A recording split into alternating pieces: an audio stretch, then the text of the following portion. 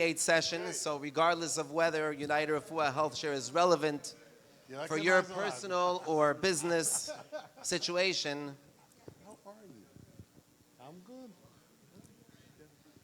it's an incredible thing to come together with leaders and shakers of Klal Yisrael who represent constituents from all over the United States, from all over the religious spectrum of Klal Yisrael, primarily Achenu B'nai Yisrael, Shemrei Torah Mitzvahs.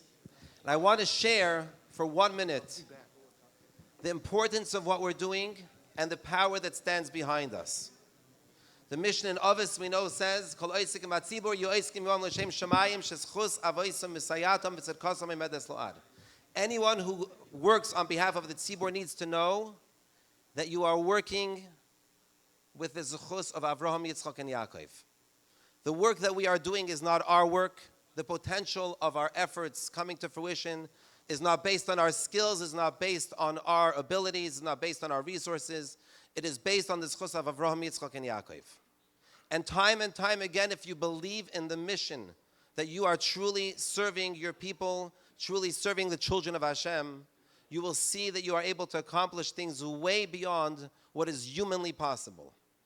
I have a couple of colleagues here my chaverim from Chinuch Atzmoi, and we've seen nisim geluyim. I'll share one incident. We worked for probably a full year to arrange a very high-level corporate meeting with stakeholders in a major corporation to undertake a great sponsorship in Chinuch Atzmoi. It required that the delegation of 4 Chinuch Atzmoi representatives would travel across the country, and they gave us the last hour of the business day. 10 stakeholders in the company gave us the last hour from 4 to 5 p.m. We flew out from New York City. We're waiting there in the airport, and they announced a delay. And then they announced another delay. At that point, by the second delay, there was no way, al pi derech hateva, that we could possibly make that meeting. It was not relevant anymore. We would get there 5:30, 6 o'clock. The day was long over. We said, we're going to go. It's not up to us. We have our tickets. We have our mission. This is our chance. This is the one time they put together all 10 major stakeholders of the company to make the decision, are they going to undertake this great sponsorship or not? We got on the plane, and the pilot makes an announcement. And he says, ladies and gentlemen, I've been flying this route for 20 years.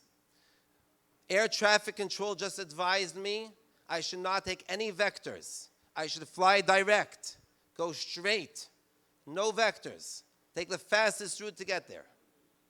We pulled up at the office exactly 4 o'clock. He said we cut an hour off of our flight because of that instruction that he got from air traffic control. He said, I don't know why they said that. 20 years. He never had such a thing before. He's flying the same route 20 years.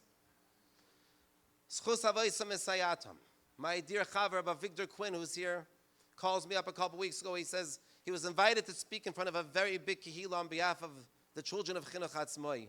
The Rav said, I give you 1 minute. 1 minute. What can I say in 2 minutes? 2 minutes. What can I say in 2 minutes? I said, listen, the neshama is there, the message is there. It's not up to you. B'li ayin hara, that was the most successful appeal that he ever had in any shul throughout the United States, because it's chus havayis misayatam. It's not up to us. He called me up after. He said, I see it's not my passionate drushes.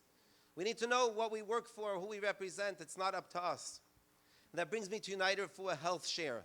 United Refuah HealthShare is not a business that's here to create profit for its stakeholders. It was founded from the bottom up to save valuable Jewish money on healthcare expenses.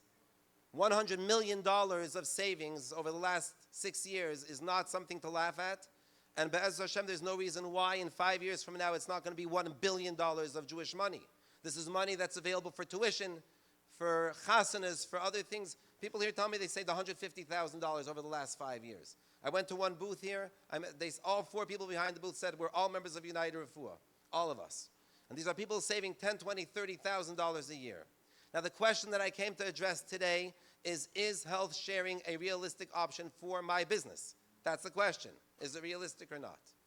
So the first thing, I'm not going to sell you something that's not for you. I'm going to explain to you the pain points of a traditional insurance in the 6 or 7 minutes we have left, and very quickly, what is What is health sharing? What is it not? Who is it for? Who is it not? The pain points are access to health care. Rahman al-Islam, a person has a very serious diagnosis. They're told they can only use their network providers. Someone just called me last week. Their child had a botched up cancer surgery. Rahman al-Islam, a little child, a few months old. They need to go to a specialist in a different state. Insurance won't pay for it. They have traditional good health care coverage, but it's out of network. Finished. That's it. There's no in-network doctor that understands properly how to fix this problem now, but they're stuck. As a health sharing group, we understand that Klal Yisrael needs choices. It's not limited by what's a for-profit arrangement for us. It's what is best for Klal Yisrael. We allow our members to use any doctor, any hospital, anywhere in the world. That's one pain point. The second biggest pain point is cost. Someone tells me here his school offers a health care plan. They subsidize $280 for each employee. $280. What's the buy-in? Every employee has to pay $2,000, $1,800, depending on their family size. So very nice. The school's helping out 10%. But who's paying the other $2,000 off the salaries of the rabbeim? Now, how can a health sharing group be so much less expensive than traditional insurance? How can it be that we are saving a family $30,000, $40,000 a year? The big answer is siyata dishmaya. That's the biggest answer, because the actuarial analysis that we did before we started in no way are correlated to the realistic on-the-ground numbers that we see. The cumulative payout of medical expenses over the last 6 years, if we look at all the money that came in from our members and the money that we paid out for medical expenses, it's approximately 37%. That's it. In health insurance, it's 80% of health insurance premiums go for medical costs, 20% go for overhead. B'li ayin hara, even though our rates are much, much lower, a family's $499, the payout for medical expenses since we started has been 36%. 36% of all contributions. The big answer is it's a non-profit organization. Our goal is to keep costs low, to make sure our members have access to the care that they need, and our members understand that by them taking care to make sure that they're not overpaying for their care, they're making good choices, they're not being wasteful. Fraud detection is very, very high. Rahman al-Islam, what goes on in the insurance world with fraud, whether it's known or unknown, we see it. Creates a tremendous burden on the payer. Who is health sharing for? It is not for everyone. It is for individuals who are in overall good health, because we do not share in anything related to pre-existing conditions during the first year of membership, with limited sharing second and third year of membership. So someone who's carrying a significant pre-existing condition, it is not a good fit for them. By law, we are only allowed to accept Jewish people who have the same shared religious beliefs that we have. We incorporated now the Yod Gimel Ani Mamins into our sharing guidelines. It is only for religious Jewish people who live a Jewish lifestyle, which is an incredible thing that we live in a country that you're not allowed to discriminate, but at the same time, in order to be a legal health sharing ministry, you must discriminate. You know, we have people who have questionable conversions, and by law, we're not allowed to accept them. If we don't recognize them as being Jewish, we're not allowed to accept them. And again, overall good health, under age 65, and Jewish. Now, if you're a company that offers health care for your employees, your savings for your employees could literally be $20,000, $30,000 per employee. You can offer benefits that you did not offer before to retain talent. You're able to offer them an option that will literally give them a lifeline to have access to whatever health care needs that they need. We allow sharing up to $1 million per incident, which b'li ayin hara is a very high number.